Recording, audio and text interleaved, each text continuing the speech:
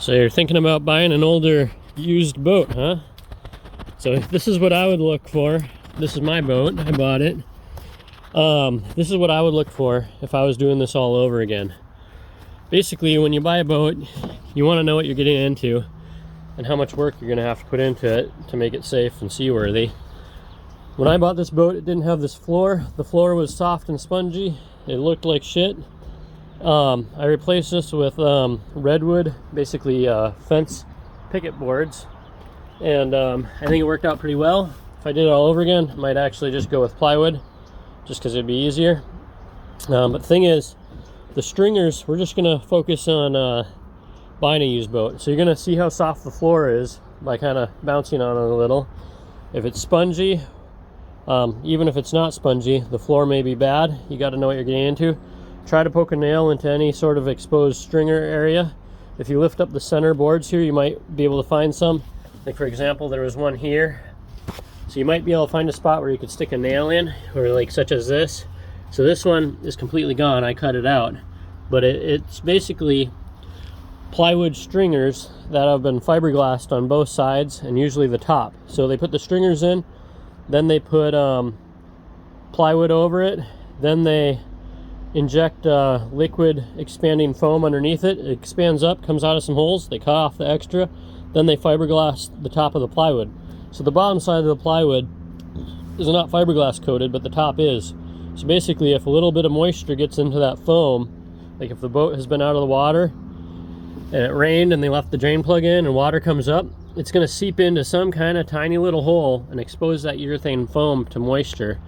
And that older foam, it does break down, and with continuous exposure to water, water will get into it. Maybe not 100%, but it will. Then it condenses and just kind of goes throughout all the foam and basically exposes the underside of the plywood to moisture, including the plywood stringers.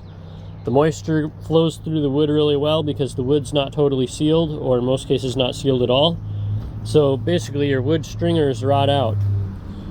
What I did is I used a chainsaw, and you can just chainsaw out the rotten wood, and as soon as the chain touches the fiberglass, you can easily tell the difference between the soft rotten wood and the fiberglass of your boat. And then what I would do is you either put in some kind of special epoxy mixture that you'll formulate into those old stringers that have fiberglass shells, or you can use like a really high density, like 8-pound or 12-pound urethane foam. I feel pretty good about that myself. One thing I would check is the back transom of the boat. Very important. You don't want that falling off and taking your motor with it. When I bought this boat, this is unchanged yet. Sounds really solid, feels solid. Doesn't sound quite as solid, but still feels really solid. I brought this boat home with the motor sticking out with no brace. Don't do that. But this thing didn't break off. One thing I noticed, and I think is indicative of a rotten transom, is when the bolts are causing a fair amount of deflection of the fiberglass. See that? Or the nut? I don't know if you can tell, but it looks like it's kind of sunk in just a little bit. See how the top edge of that fiberglass kind of hides the washer, but you can see the bottom edge. So anyways, as the wood rots, it'll compress more easily, obviously, and make that skinnier. Another thing is if you check the tightness of the nuts or those bolts, if they're not very tight, to me that says that this thing compressed over time, and hence there's no resistance of the wood being compressed against the bolt and the nut. So basically, you're gonna look for that. Another thing you can do is take out the drain plug, or better yet, take off the whole little drain assembly with the threaded deal, so you can get your finger in there. And in this case, it was rotten wood. I was going to try to dry it out. I'm done with that. This is a fish pump. I was drying it out. The reason why I'm done with that is because I took off one of these screws up here. You could do the same. Use like a 1/8 inch drill bit, drill into the wood. And when you pull that drill bit out, don't put the drill in reverse, just keep it going and forward. It'll bring out a bunch of wood shavings stuck in the groove of the drill bit. You can see if they're waterlogged, and you can somewhat tell if it's rotten or not. Maybe not fully because the drill bit will have ground it up, but if it's waterlogged, that's really just not a good sign. Another thing you can do is what I've done here is, and that's take a bolt out of here and then from the other side is easier. But basically you stick like a skinny drill bit or a piece of strong wire in that hole, try to pierce into the wood. If you can pierce into it, obviously that wood's not really good. So that's kind of the long and short of it. That's what I would do. Check for the bounce of the floorboards, check the transom, and then think about how you're going to fix it if you want to buy it actually. So at this point in time, you know, I've got maybe a week and a half of full time into this boat, you know, redoing all the floor. I redid all the foam because the old foam was bad, so I took out all the old foam, put in new foam. It's a lot of work. So the hull, the fiberglass of the boat seems totally fine, but you're going to put a lot of work into just redoing the floor, possibly redoing the stringers, or at least making some support. With a really little boat like this, that's not going to go get pounded by big waves. At least that's not my intent. I wouldn't worry too much about super strong stringers, just because there's a lot of strength in the side chassis of the boat. Same thing with this back stern. This type of boat, I don't know what you call this, but where this comes in, that can add a lot of strength to the boat, especially if you do what I'm going to do, and that's I'm going to epoxy and screw boards basically just inside here into the floor. So this thing will not be able to move up and down, and when this motor is trying to pull backwards, it's going to be pulling on all this, including up there, including on those boards. So this adds a lot of structure to the boat. So I don't think you have to worry about the transom as much if you have that. But still you'll want a strong board. So in my case, I'm going to remove this engine, which means disconnecting this stuff, lift the engine up. Luckily I have a forklift, so I'm going to be able to do it pretty easily, but you're going to need a cherry picker or something to do that. And then you can take this metal off, and then I'm going to cut this open. I'll probably cut the whole thing open, wide enough to stick a chainsaw blade in there, and I'm going to get rid of all the rotten wood. And then basically I'm going to use some fiberglass rebar in here in a few places, vertical and horizontal. And then I'm either going to use a high compressive strength urethane foam mixed with glass fiber, or I'll use an epoxy mixed with styrofoam beads and a lot of fiber, at least for the upper portion here. So what that'll do is it'll create a relatively lightweight composite, at least not as heavy as solid epoxy.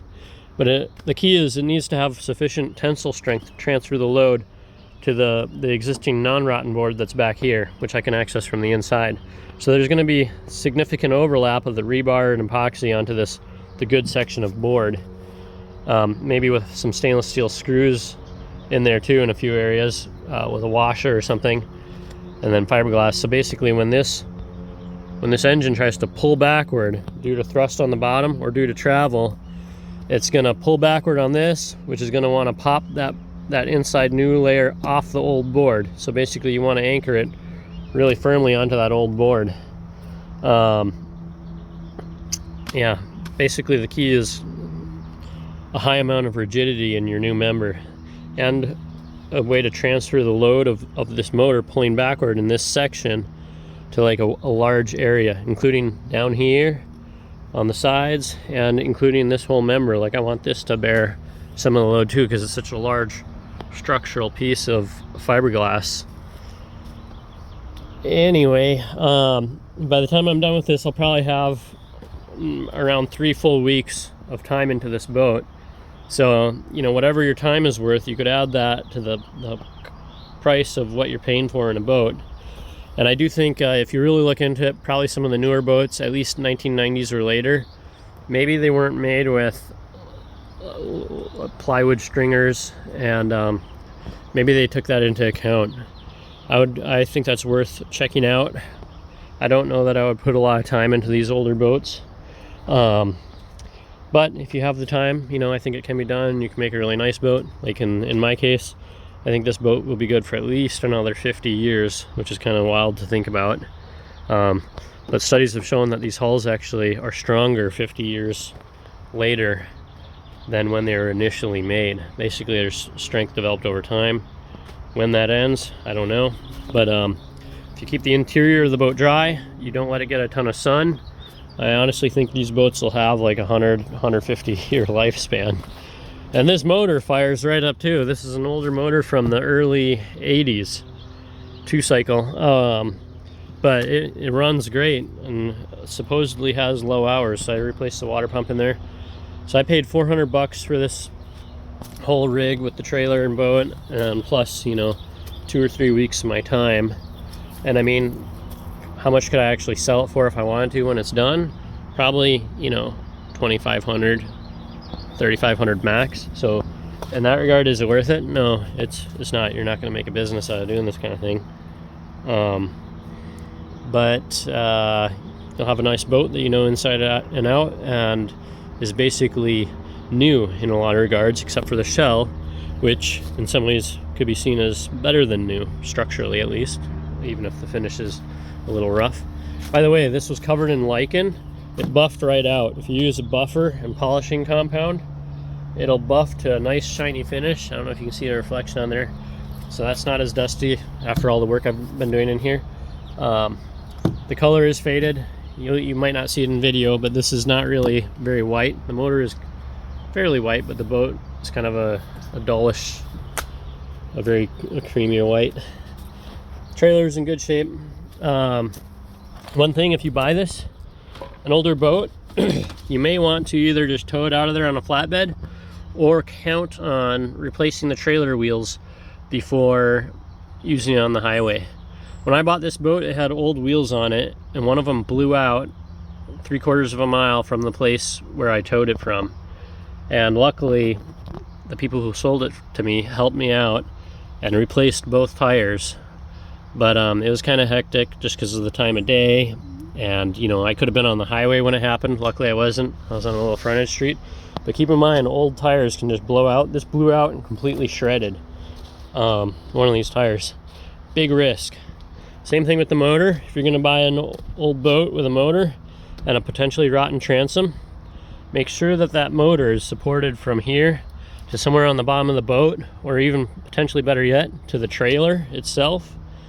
And then I would tie a strap somewhere around here, go over the top of the boat to the front of the trailer, so that any bounces are helped, some of that load is transferred to the strap and to the front of the trailer instead of just to your transom, which could be rotten. So safety is paramount. Also, obviously, if you buy an old boat with an old trailer, the lights are probably bad, so you're going to buy some magnetic lights at Harbor Freight or Amazon. Secure any loose windshield stuff and all that, obviously. Can't really think of anything else to mention other than just, if you buy an old boat, count on replacing stuff. And I would add it up before you even go look at it. Create a worst case scenario, add up your raw material costs and your hours. In my case, I've so far spent about $800. Actually, so total, including the boat and trailer and motor, for $400. I put about $600 or $700 in materials in this boat so far. So by the time I'm done, this will be about a $1,400 boat in cash, with a lot of the materials being new, and then, you know, 2 or 3 weeks of my time. So, you know, in total, about a $5,000 boat to me, anyway, considering the value of my time. $5,000 or $6,000 here in 2024. So I mean, what can you buy for $5,000 or $6,000? You know, I mean, consider that, especially if you have a normal job, which I don't. So that's hence the more time to give to just working on something like this. Would I do it again? I'm not so sure. Good motor, good hull, a lot of time inside. So and an older look. So it'll depend too on if you have any reservations about driving a boat with an older look. You know, some people, like my wife, does care a little bit.